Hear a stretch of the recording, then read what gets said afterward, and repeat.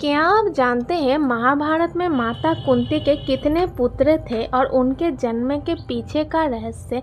महाभारत के अनुसार माता कुंती के 4 पुत्र थे, लेकिन पांडवों की माता होने के कारण अक्सर लोग ये समझते हैं कि उनके 5 पुत्र थे। असल में नकुल और सहदेव माता कुंती के नहीं बल्कि पांडु की दूसरी पत्नी माद्री के पुत्र थे।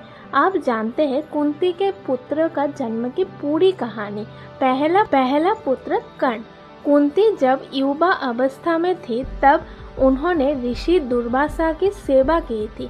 उनके सेवा से प्रसन्न होकर ऋषि दुर्वासा ने एक दिव्य मंत्र दिया था। इस मंत्र से वे किसी भी देवता का आह्वान कर सकते हैं और उनसे मनचाहा पुत्र प्राप्त कर सकते हैं। जिज्ञासा के कारण माता कुंती ने इस मंत्र से भगवान सूर्य देव को बुलाया और भगवान सूर्य देव के तेज से एक पुत्र का जन्म हुआ जिनका नाम कर्ण था। लेकिन उस समय माता कुंती अविवाहित थी, इसीलिए समाज के डर से उन्होंने शिशु कर्ण को एक टोकरी में भरकर नदी में बहा दिया। समय के पश्चात माता कुंती का विवाह हस्तिनापुर के राजा महाराज पांडु से हुआ।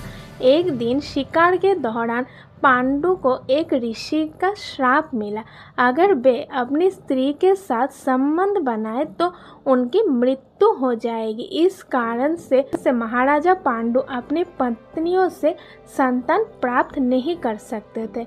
तब माता कुंती ने महाराजा पांडु को ऋषि दुर्वासा के द्वारा प्राप्त मंत्रों के बारे में उनको बताया।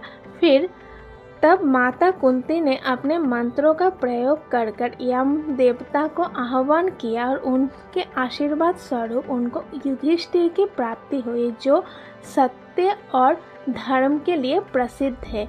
उनके तीसरे पुत्र का नाम है भीम।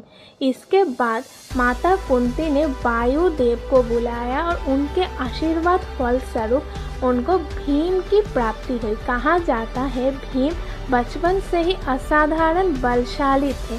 चौथा पुत्र अर्जुन। इसके बाद कुंती ने देवताओं के राजा इंद्र का आह्वान किया और उनके आशीर्वाद से जन्म हुआ धनुर्धर अर्जुना का। अर्जुन आगे चलकर महाभारत के सबसे महान योद्धा बने और इस प्रकार से माता कुंती के 4 पुत्रों का जन्म हुआ।